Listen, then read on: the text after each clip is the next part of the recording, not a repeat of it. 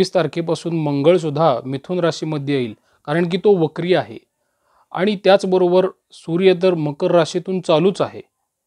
तर सूर्य द्वितीय स्थानी येईल तुमच्यासाठी, जे धनप्राप्ती, कुटुंब आणि वाणी या गोष्टींवरती प्रभाव टाकणारे आहे. ह्या काळात तुम्हाला आर्थिक लाभाचे योग निर्माण होणार आहेत. जुने अडकलेले पैसे परत मिळण्याची पण शक्यता आहे.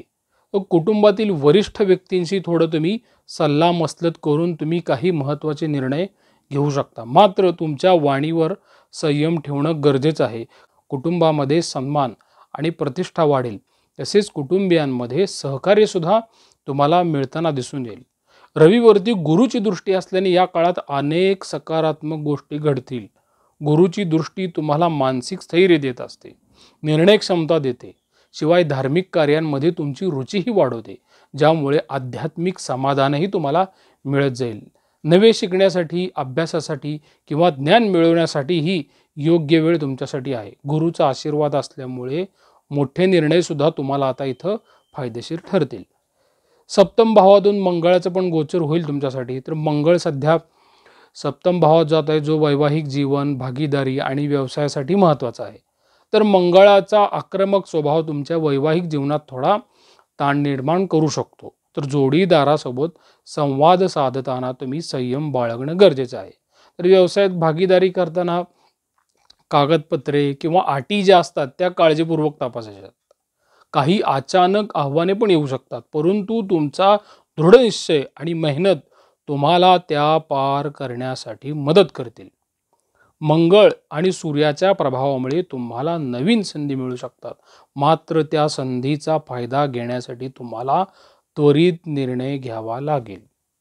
ह्याविषयी काही जण वैयक्तिक किंवा व्यावसायिक जीवनात बदल करण्याचाही विचार करतील.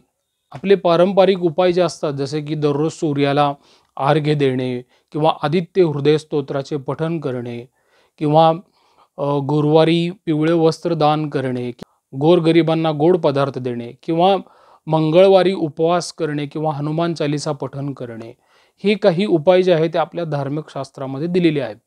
संयम बाळगा. कोणत्याही मोठ्या निर्णयापूर्वी मात्र तज्ज्ञांचा सल्ला घेणं गरजेचं आहे. तर धनु राशीसाठी मित्रांनो, तुमच्या राशीवर सूर्य, गुरु आणि मंगळाचा प्रभाव तीव्रतेने येत आहे. तर हा काळ संधी आणि आव्हानांचा आहे. तर आर्थिक प्रगतीच्या दृष्टीने चांगला आहे, पण वैवाहिक आणि व्यावसायिक जीवनात संयम बाळगणे गरजेचं आहे. योग्य नियोजन, संयम आणि उपाय यांचा अवलंब केल्यास तुम्ही या काळामध्ये यशस्वी होऊ शकता. मकर राशीसाठी मंगळ जो आहे तो 6व्या स्थानातून गोचर करेल. शिवाय रवी तर त्यांच्याच राशीतून जात आहे, जो तुमच्या व्यक्तिमत्व, आत्मविश्वास आणि आरोग्याला बळकटी देत असतो. तुमच्यात एक ऊर्जा आणि आत्मविश्वास वाढवतो. नवीन योजना राबवण्यासाठी ही वेळ अत्यंत अनुकूल आहे. लोकांवर प्रभाव टाकण्यासाठी सुद्धा ही वेळ तुमच्यासाठी सर्वोत्तम आहे. आरोग्य उत्तम राहील, परंतु जीवनशैली संतुलित ठेवणं फार महत्त्वाचं आहे. रवीवर गुरुची दृष्टी असल्यामुळे तुमच्या जीवनात सकारात्मकता येईल बघा.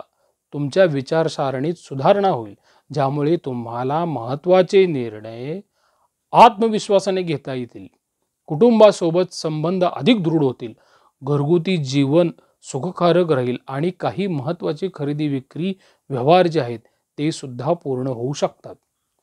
मित्रांनो, शिवाय मंगळाचं जे गोचर आहे तुमच्यासाठी ते 6व्या स्थानातून होते, जे शत्रू, स्पर्धा आणि आव्हाने यासाठी महत्त्वाचं मानलं जातं. तर या काळात तुम्हाला स्पर्धात्मक परिस्थितीला सामोरे जावे लागेल, पण तुमच्यातील ऊर्जा आणि धाडस यामुळे तुम्ही प्रत्येक आव्हानावरती मात करू शकता.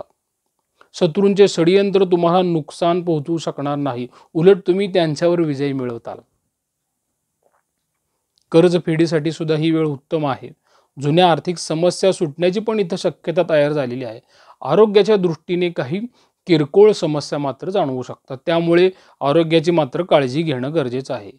नियमित व्यायाम आणि योग्य आहार याकडे लक्ष दिल्यास आरोग्य उत्तम राहतं, हे मी सर्वच राशींना सांगत असतो. ज्या मेहनतीचे चीज होईल. सहकारी तुमच्या कामाची प्रशंसा करतील. व्यावसायिक दृष्टिकोनातून काही स्पर्धा जाणवेल, परंतु तुमचा आत्मविश्वास आणि प्रयत्न यामुळे तुम्ही यशस्वी ठराल. नवीन जबाबदाऱ्या मात्र येण्याची शक्यता आहे, ज्या तुमच्यासाठीच फायद्याच्या असतील. तर मित्रांनो, मकर राशीसाठी सारांश काय असेल? आव्हाने येतील, पण तुमच्या धाडसाने, मेहनतीने तुम्ही यश मिळवू शकाल. आर्थिक आणि व्यावसायिक स्थिती सुधारेल. आरोग्य आणि वैयक्तिक संबंधांवर लक्ष केंद्रित केल्यास हा काळ तुमच्यासाठी उन्नतीचा ठरेल. कुंभ राशीसाठी विचार करूया. रवी कुंभ राशीसाठी 12व्या स्थानातून जातो आहे, जो खर्च, परदेश प्रवास आणि आत्मचिंतन यावरती प्रभाव टाकतो. या काळात तुम्हाला आर्थिक व्यवहारांमध्ये जास्त सतर्क राहावे लागेल, कारण अनपेक्षित खर्च वाढण्याची शक्यता आहे. परंतु हा वेळ आत्मपरीक्षणासाठी योग्य आहे.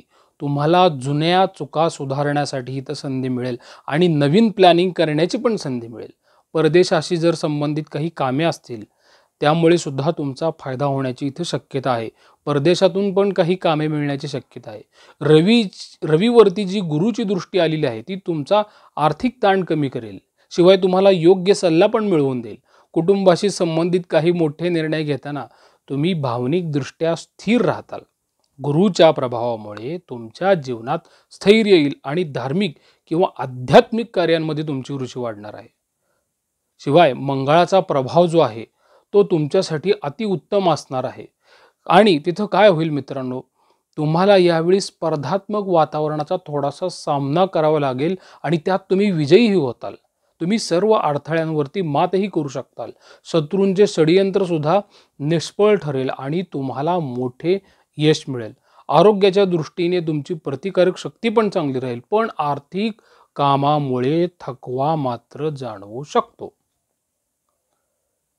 कार्यक्षेत्राबद्दल विचार केला तर ह्या क्षेत्रात तुम्हाला मेहनतीचे फळ मिळेल.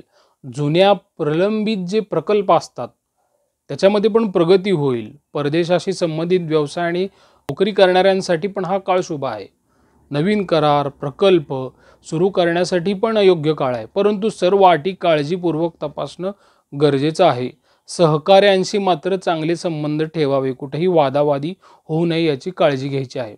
मग कुंभ राशीसाठी साधारणपणे हा काळ स्वतःला सुधारण्यासाठी आणि जीवनातील आव्हानांचा सामना करण्यासाठी उत्तम आहे. खर्च मात्र वाढू शकतो, पण नियोजनावरती जोर द्या. तुम्ही आर्थिक स्थैर्य त्यामुळेच टिकवून ठेवू शकता. मंगळाचा प्रभाव तुमच्यात ऊर्जा आणि आत्मविश्वास निर्माण करेलच, ज्यामुळे तुम्ही यशस्वी होऊ शकतात. तर गुरुच्या सकारात्मकतेमुळे तुम्हाला स्थिरता आणि समाधान लाभेल. मीन राशीकडे मित्रांनो वळूया आपण.